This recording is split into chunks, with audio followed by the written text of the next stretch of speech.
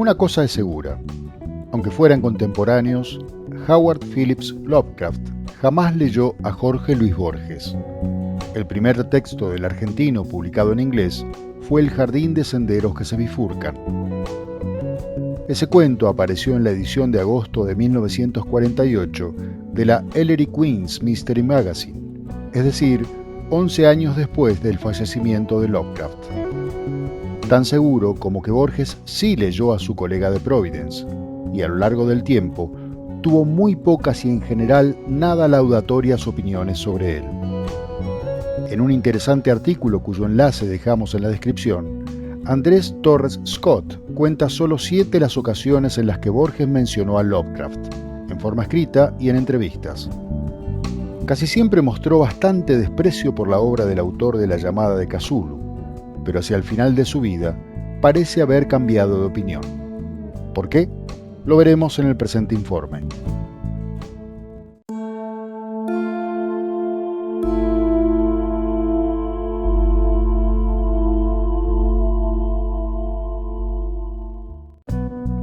En el capítulo Novela policial, Science Fiction y el lejano oeste, de Introducción a la literatura norteamericana, publicada en 1967 y coescrita con Esther Semborain, Borges hace su primera mención a Lovecraft. Estudiosamente imitó el patético estilo y las resonancias de Poe y escribió Pesadillas cósmicas, dice en el apartado referido al autor nacido en Providence.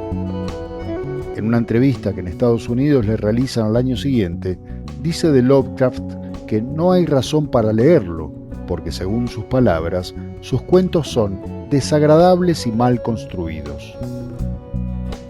En 1974 aparece una reedición de Crónicas Marcianas, de Ray Bradbury, con prólogo de Borges, quien allí señala que Bradbury es heredero de la vasta imaginación de Edgar Allan Poe, pero no de su estilo interjectivo y a veces tremebundo. Y añade, deplorablemente, no podemos decir lo mismo de Lovecraft, quien al parecer del argentino solo habría heredado de Poe su estilo interjectivo y a veces tremebundo. Sin embargo, en la última mención que Borges hace del estadounidense, en una entrevista con Paul Theroux de 1979, parece cambiar totalmente de opinión. Dice, me gustan las historias de terror de Lovecraft. Sus tramas son muy buenas, pero su estilo es atroz. Una vez le dediqué un cuento.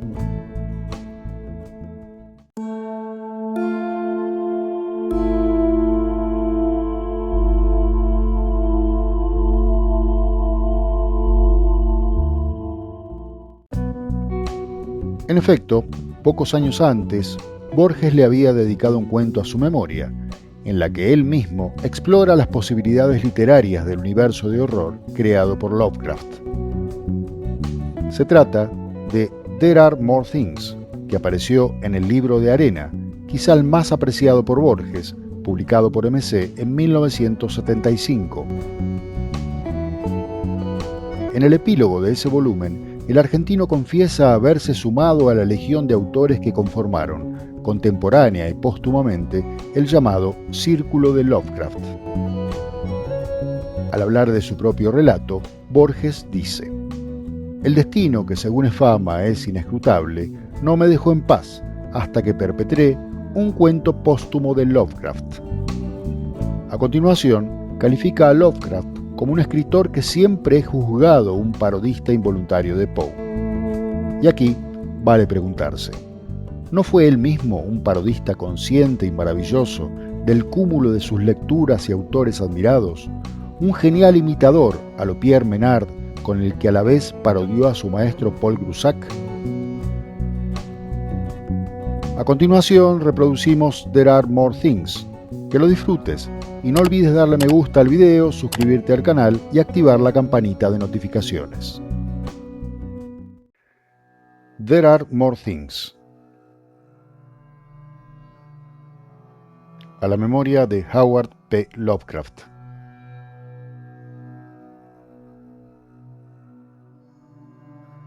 A punto de rendir el último examen en la Universidad de Texas, en Austin, supe que mi tío Edwin Arnett había muerto de un aneurisma en el confín remoto del continente.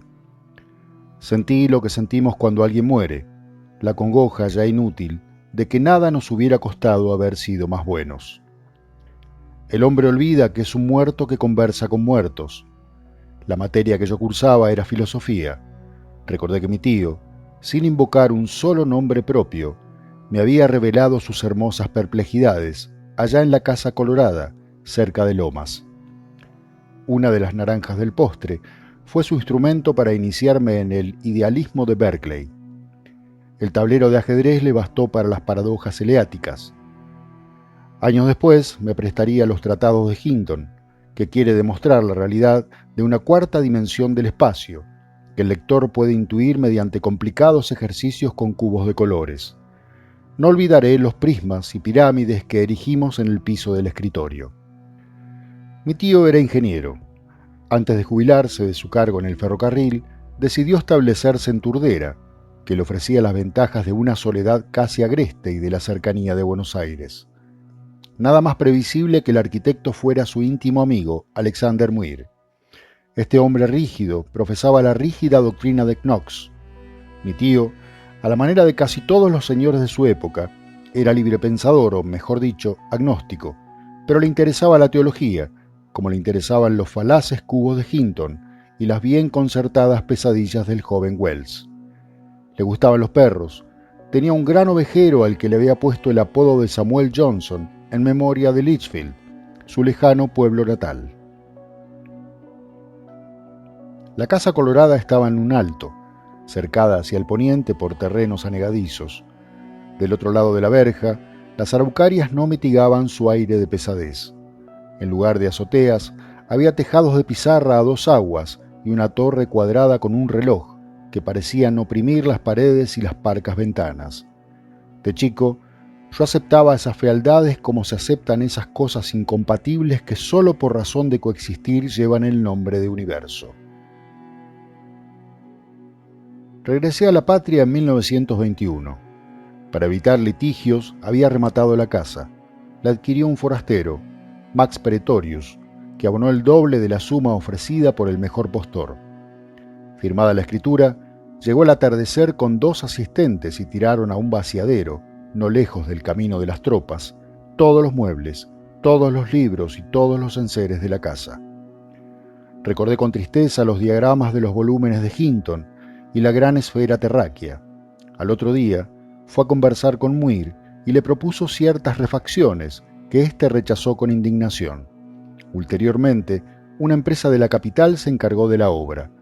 Los carpinteros de la localidad se negaron a amueblar de nuevo la casa. Un tal Mariani, de Gleu, aceptó al fin las condiciones que le impuso Pretorius. Durante una quincena, tuvo que trabajar de noche, a puertas cerradas. Fue asimismo de noche que se instaló en la Casa Colorada el nuevo habitante. Las ventanas ya no se abrieron, pero en la oscuridad se divisaban grietas de luz. El lechero dio una mañana con el ovejero muerto en la acera, decapitado y mutilado. En el invierno talaron las araucarias. Nadie volvió a ver a Pretorius, que según parece, no tardó en dejar el país. Tales noticias, como es de suponer, me inquietaron. Sé que mi rasgo más notorio es la curiosidad que me condujo alguna vez a la unión con una mujer del todo ajena a mí, solo para saber quién era y cómo era, a practicar, sin resultado apreciable, el uso del láudano, a explorar los números transfinitos y a emprender la atroz aventura que voy a referir.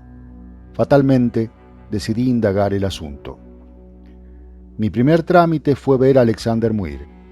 Lo recordaba erguido y moreno, de una flacura que no excluía la fuerza. Ahora lo habían encorvado los años y la renegrida barba era gris.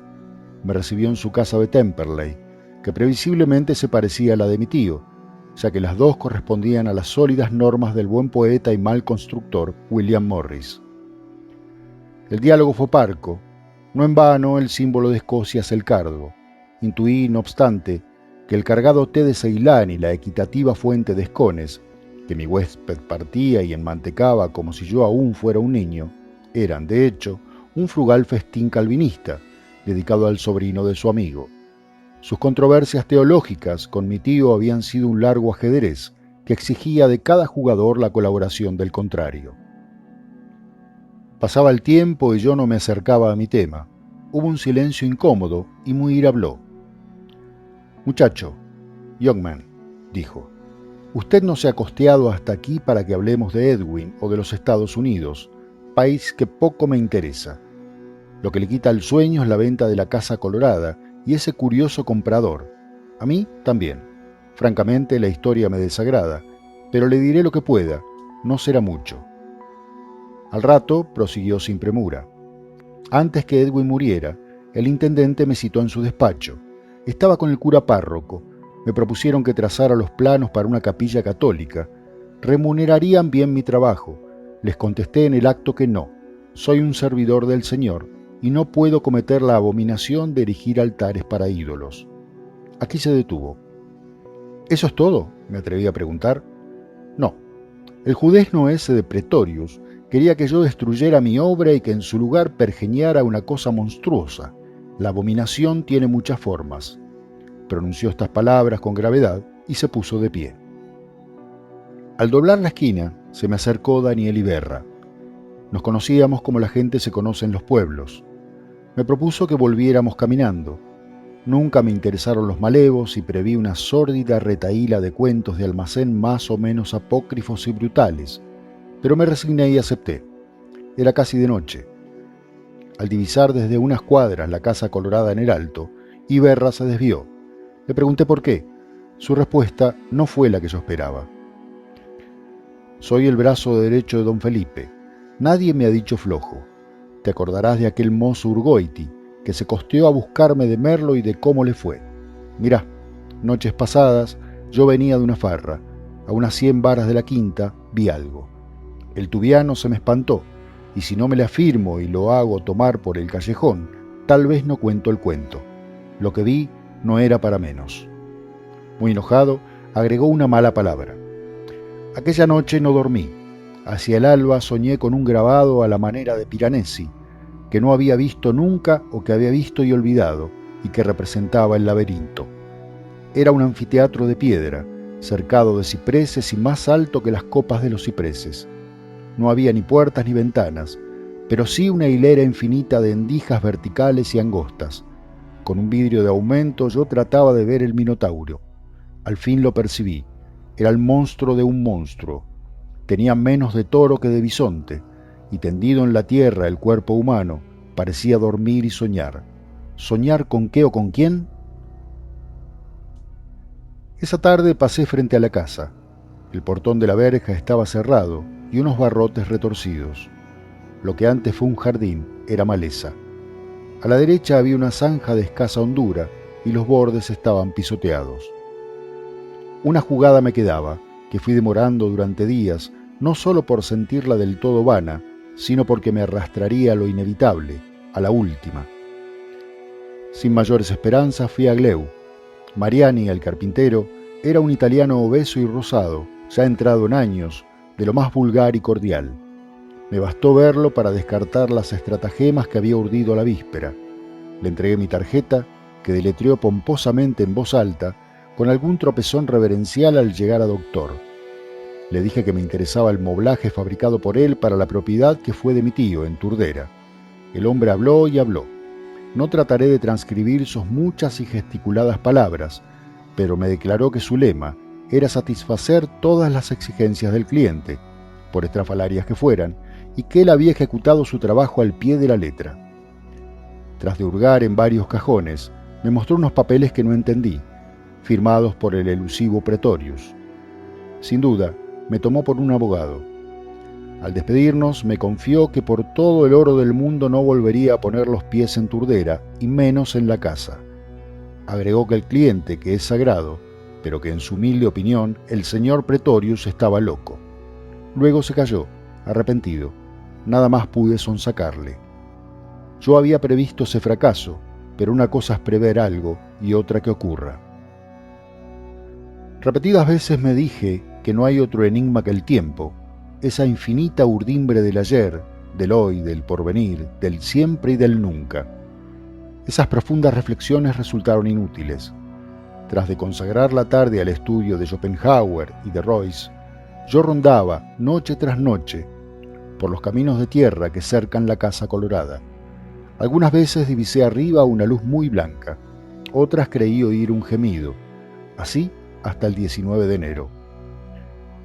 Fue uno de esos días de Buenos Aires en el que el hombre se siente no solo maltratado y ultrajado por el verano, sino hasta envilecido. Serían las 11 de la noche cuando se desplomó la tormenta. Primero el viento sur y después el agua a raudales. Erré buscando un árbol. A la brusca luz de un relámpago me hallé a unos pasos de la verja. No sé si con temor o con esperanza probé el portón. Inesperadamente cedió. Avancé empujado por la tormenta. El cielo y la tierra me conminaban. También la puerta de la casa estaba a medio abrir. Una racha de lluvia me azotó la cara y entré. Adentro habían levantado las baldosas y pisé pasto desgreñado. Un olor dulce y nauseabundo penetraba la casa. A izquierda o a derecha, no sé muy bien, tropecé con una rampa de piedra.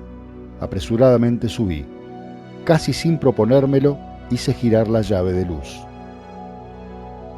El comedor y la biblioteca de mis recuerdos eran ahora, derribada la pared medianera, una sola gran pieza desmantelada, con uno que otro mueble. No trataré de describirlos, porque no estoy seguro de haberlos visto, pese a la despiadada luz blanca. Me explicaré. Para ver una cosa hay que comprenderla. El sillón presupone el cuerpo humano, sus articulaciones y partes, las tijeras, el acto de cortar. ¿Qué decir de una lámpara o de un vehículo? El salvaje no puede percibir la Biblia del misionero. El pasajero no ve el mismo cordaje que los hombres de a bordo. Si viéramos realmente el universo, tal vez lo entenderíamos. Ninguna de las formas insensatas que esa noche me deparó correspondía a la figura humana o a un uso concebible. Sentí repulsión y terror. En uno de los ángulos descubrí una escalera vertical que daba al otro piso. Entre los anchos tramos de hierro, que no pasarían de 10, había huecos irregulares. Esa escalera, que postulaba manos y pies, era comprensible y de algún modo me alivió. Apagué la luz y guardé un tiempo en la oscuridad. No oí el menor sonido, pero la presencia de las cosas incomprensibles me perturbaba. Al fin me decidí. Ya arriba, mi temerosa mano hizo girar por segunda vez la llave de la luz. La pesadilla que prefiguraba el piso inferior se agitaba y florecía en el último. Había muchos objetos o unos pocos objetos entretejidos. Recupero ahora una suerte de larga mesa operatoria, muy alta, en forma de U, con hoyos circulares en los extremos. Pensé que podía ser el lecho del habitante, cuya monstruosa anatomía se revelaba así oblicuamente como la de un animal o un dios por su sombra. De alguna página de Lucano, leída hace años y olvidada, vino a mi boca la palabra anfispena, que sugería, pero que no agotaba por cierto lo que verían luego mis ojos. Asimismo recuerdo una B de espejos que se perdía en la tiniebla superior. ¿Cómo sería el habitante? ¿Qué podía buscar en este planeta, no menos atroz para él que él para nosotros? ¿Desde qué secretas regiones de la astronomía o del tiempo, desde qué antiguo y ahora incalculable crepúsculo habría alcanzado ese arrabal sudamericano y esta precisa noche? Me sentí un intruso en el caos. Afuera había cesado la lluvia. Miré el reloj y vi con asombro que eran casi las 2. Dejé la luz prendida y acometí cautelosamente el descenso. Bajar por donde había subido no era imposible. Bajar antes que el habitante volviera. Conjeturé que no había cerrado las 2 puertas porque no sabía hacerlo. Mis pies tocaban el penúltimo tramo de la escalera cuando sentí que algo ascendía por la rampa, opresivo y lento y plural. La curiosidad pudo más que el miedo y no cerré los ojos.